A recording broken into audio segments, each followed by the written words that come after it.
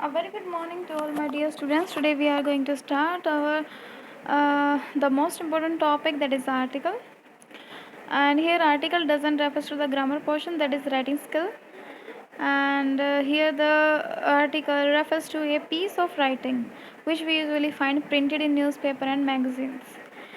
Have you seen many of the articles usually found within 150 to 200 words in the newspaper and magazine? These are all this scenario, and the articles is you can call it an expressions of one's thought and your own ideas and your own philosophies. So whenever one person think about a particular topic, about a particular person, about a particular life and actions, then everyone have a different perspective to say, to express their ideas, and the article is one of them. As you just read it out, article में आप दूसरों के विचार, ideas, philosophies पढ़ते हैं, और report इसके अलग होती है. रिपोर्ट में आप बिल्कुल डिट्टो वही चीज़ पढ़ते हो जो होती है, यानी कि आप उसमें कोई फेरबदल नहीं कर सकते. लेकिन आर्टिकल में आप अपने आइडियाज़, थॉट से, फिलोसफीज़ से चीज़ों को बहुत अच्छा बना सकते हो, बहुत महत्वपूर्ण बना सकते हो. अब हम पूछते हैं कि आर्टिकल लिखते क्यों हैं. आर्टिकल जो मेनली बेसिकली है वो हमें एक किसी भी चीज़ के एक basic information, ideas, different subject या थीम्स पर हमें प्रेजेंट करता है. ये लिखा जाता है अपने व्यूज़ एक्सप्रेस करने के लिए, किसी इश्यूज़, सोशल इशू पर या फिर किसी चीज़ पे भी. ये लिखा जाता है किसी पर्सन के, किसी लाइफ के बारे में. ये लिखा जाता है किसी इवेंट या किसी प्लेस के बारे में. ये लिखा जाता है किसी के फेवर या अगेंस्ट या अबाउट एनी इश्यूज़ में. इसका मतलब जब हमारे खुद के वैल्यू पॉइंट्स, हमारे दिमाग में चल रहे वैल्यू पॉइंट्स, जब हम अपने एक किसी पर्टिकुलर टॉपिक पे ही अपने पेज पे उतारते हैं, मैगजीन में छपवाते हैं, then it is called article. Point of view remember, सबसे पहली चीज़ तो ये है कि आपका जो सेंट्रल थीम है, आपका जो मेन टॉपिक है, जो मेन आइडियाज़ हैं, वो कैसे होने चाहिए, काफ़ी आई कैचिंग होनी चाहिए उसकी हेडिंग. जो नेम ऑफ़ द राइटर है, जिसने लिखा है, वो बाई लाइन में होगा. मैं बताऊंगी आपको बाई लाइन क्या है. इंट्रोडक्शन होता है इसमें, और जो ओपनिंग पैराग्राफ होता है, और दूसरे तीसरे चौथे में फैक्ट या फिर कॉज इफ़ेक्ट, ये चीज़ें आप देखेंगे. कॉज एंड इफ़ेक्ट भी चीज़ें काफ़ी होती हैं, जिसमें हम कई बार बताते हैं कि क्या चीज़ कैसे होती है. Some give example to support your ideas views. कुछ एग्जाम्पल आप अपने व्यूज़ को सपोर्ट करने के लिए दे सकते हैं. Create comparison and contrast to justify your views on a logical manner. Words limit होती है 250 टू 300. वैसे 200 to 250 is the maximum and it carries 8 mark, but it doesn't follow that it only carries the 8 mark, it also carries the 10 mark. And usually we found the 8 mark in the 10th or 9th, and 11th and 12th we usually find the question number 12th. Now here are some guidelines to write an article. Do not make your article too descriptive and lengthy. बड़ा नहीं होना चाहिए ज़्यादा, उसमें आप उस चीज़ को मतलब अपना एक्सप्लेन नहीं कर रहे हो कि भी आप चीज़ को कुछ कॉमन फीचर्स होते हैं स्पीच में, रिपोर्ट में और आर्टिकल में, कि आप उनको ना लेंदी, डिस्क्रिप्टिव नहीं बना सकते कि आप किस चीज़ को बहुत ज़्यादा विश्लेषण करके बता रहे हो. एक प्रिसाइज लैंग्वेज यूज़ कीजिए जो सभी को समझ में आए, यानी कि एक ऐसी लैंग्वेज जो कॉमन लैंग्वेज हो. कुछ स्लोगन्स, रिटोरिकल क्वेश्चंस मैं आपको बताऊंगी क्या होता है. क्योट्स या पॉपुलर बुक्स जो हैं वो क्या है, उनमें से हम क्योट्स ले सकते हैं. Article must be on research and fact. Article हमेशा चीज़ों को क्या होता है, स्पीच होती है आपके मन के थॉट्स और आइडियाज़. आर्टिकल होता है जब आप किसी के उन्हीं के बेस पे, रिसर्च और फैक्ट के बेस पे आपको आपकी रिसर्च हुई है, आपने उस पर लिखा है. It should be written in the 3 paragraph. It's enough to have enough 3 paragraph. Marking scheme में क्या होता है, मार्किंग स्कीम है 10 नंबर की. अगर मार्किंग स्कीम बात करें तो हमारा मार्किंग स्कीम ये है, इसमें format 1 number, content 4, expression 4. Marking scheme क्या होती है, वो 8 मार्क. अगर हम बात करें तो 1, 4 एंड 3 आपको इन्हीं के बेसिस पे. And how to write an article, let's see. First of all, first thing, heading, title होना चाहिए. It should be written in the middle of the page. किसी भी पेज में हम इसको ना बॉक्स में बंद नहीं करते, पहली बात. दूसरी बात ये है कि हम इसमें मिडल पेज में टाइटल लिखते हैं, और इसके जस्ट बिलो एक लाइन बिना छोड़े इसके राइट हैंड साइड में हम लिखते हैं, राइट या left what ever you want. इसमें हम बाई लाइन लिखते हैं. बाई लाइन होता है by oblique and your name. By के बाद आपने कॉलन लगा के अपना नाम लिखा, that is the byline. For example यहाँ लिखा हुआ है, if there is an article over the Swachh Bharat and if you are Anuj Anuja, then you have to write Swachh Bharat, this is your title, and by Anuj, this is your byline, as you have just seen here. And paragraph 3 और 4 में जो body होती है article की, mainly उसमें क्या है, that first paragraph आप क्या लिखोगे. 3 से 4 पैराग्राफ हम बनाते हैं. फर्स्ट पैराग्राफ है इंट्रोडक्शन होता है, जिसमें हम व्हाट यूज़ करते हैं, इंट्रोडक्टरी क्योर्ड्स यूज़ करते हैं, क्लोज इन इन्वर्टेड कोमास.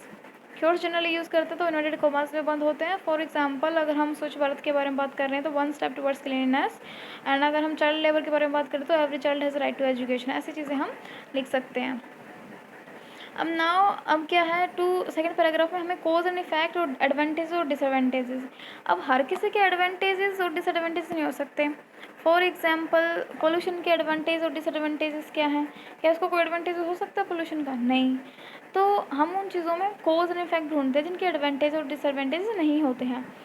अब जैसे पोल्यूशन है, पोल्यूशन के कोज होते हैं. कोज क्या है? For example the burning of sulphur dioxide, burning of carbon dioxide, burning of fossil fuels and all. And effects क्या है?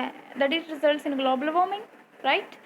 And ऐसी चीज़ें, it also you can say effect to our health, it causes cancer and this kind of things.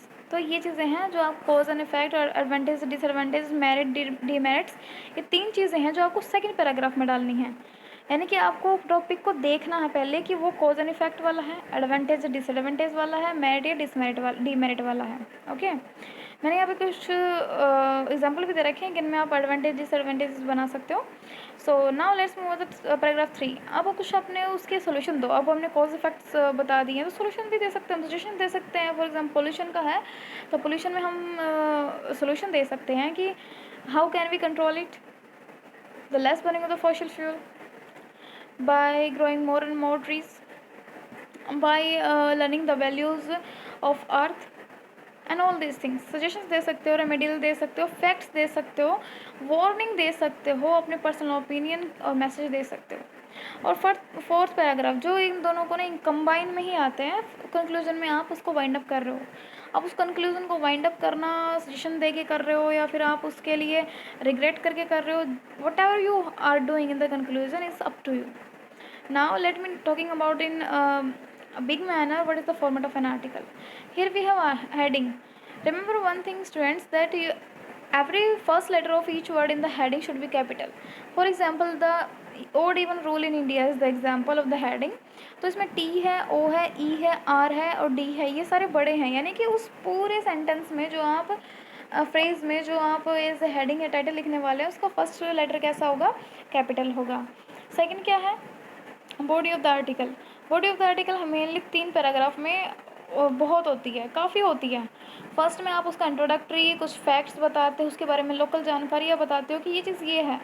Second paragraph में आप क्या करते हो, उसके बारे में cause and effect, disadvantage, advantage, merit, demerits आप ये डिस्कस करते हो. और थर्ड में आप अपना सजेशन देते हो.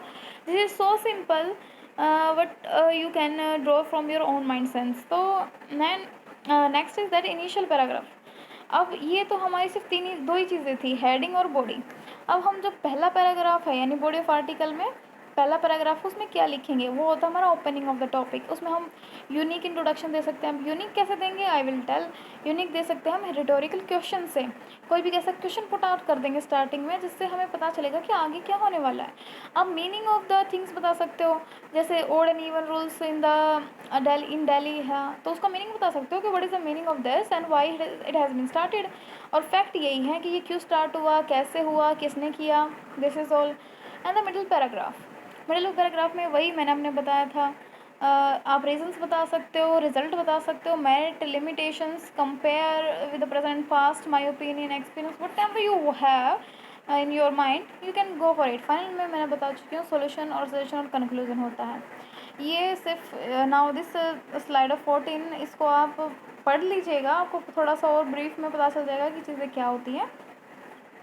Now let's talk about the example of the writing skill. Writing article writing. Here is we are going to take an article on the save water and are we doing enough. Here we have given और हमें कितने में लिखना है 150 से 200 words में. तो यहाँ पे क्या है मैंने यहाँ लिखा हुआ है और मैंने पहला जो पैराग्राफ है मैंने लिखा है, now it is we are familiar with the phrase water is life. मैंने पहले में क्वेटेशन डाल दिया, क्वेटेशन को किसने क्लोज कर दिया, इन्वर्टेड कॉमास में। But question is this, how many of us doing it enough. मैंने क्वेश्चन भी पुट कर दिया। नाउ ये होती है एक रिटोरिकल क्वेश्चन और ये होती है कुछ कैची सी line. Many people are living with less water indeed. Yes, हम उसके बारे में आप कुछ बता रहे हैं कि मैंने ये शब्द क्यों बोले हैं, मैंने एक क्वेश्चन क्यों दी है।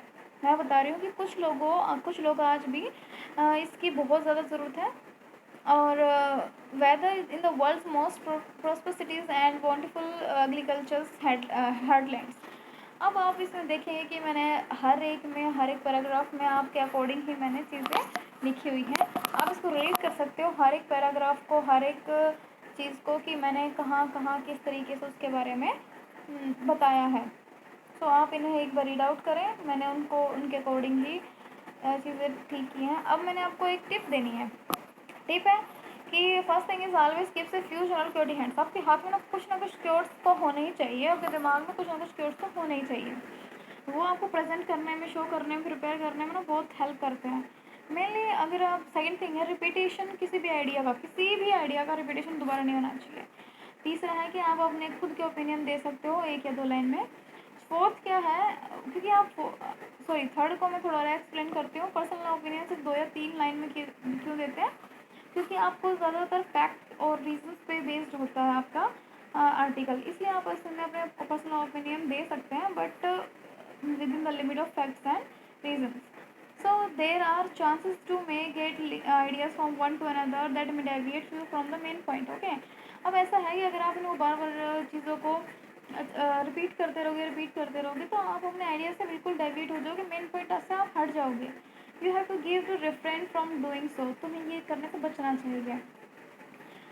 और यूजुअली ना स्मॉल सेंटेंस यूज़ करना, क्योंकि इससे ग्रामेटिकल इनएक्यूरेसी की जो चांसेस है वो कम हो जाते हैं, ग्रामेटिकल मिस्टेक्स कम हो जाती हैं।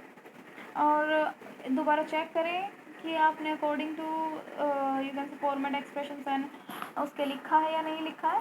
नाउ लास्ट इज दैट, इसको समझने के लिए सबसे पहले आपको एक कुछ न्यूज़पेपर पढ़ने हैं, कुछ पैटर्न नोटिस करने हैं कि उन्होंने किस तरीके से कैसे लिखे हुए हैं। Now here we have some of the example जो आपको करने हैं टॉपिक्स वाइज। एंड ये मैंने कुछ आपके लिए हैंडी क्योर्ड्स बनाए हैं। इन हैंडी क्योर्ड्स को आप थोड़ा सा याद कर लें या फिर थोड़ा सा इनको सिर्फ एक नज़र पर देख लें, तो ये आपके इम्पोर्टेंट टॉपिक्स हैं जो आपके मेनली क्वेश्चंस आते हैं जिनके रिगार्डिंग एग्जामिनेशन में। सो आपको ये थोड़ी चीज़ें हैं जो आपको अपने पहुँच में रखनी, दिमाग में रखनी है। हैंडी क्योर्ड्स का मतलब होता है कुछ बिल्कुल तैयार क्योर्ड्स जो आप किसी के लिए भी बोल सकते हो, ठीक है। So this is all about the article. I hope that you are getting me and what is the article and what has it has been written. All the question has been solved in this PDF, and please feel free to contact me whether you have any doubt or query regarding this article.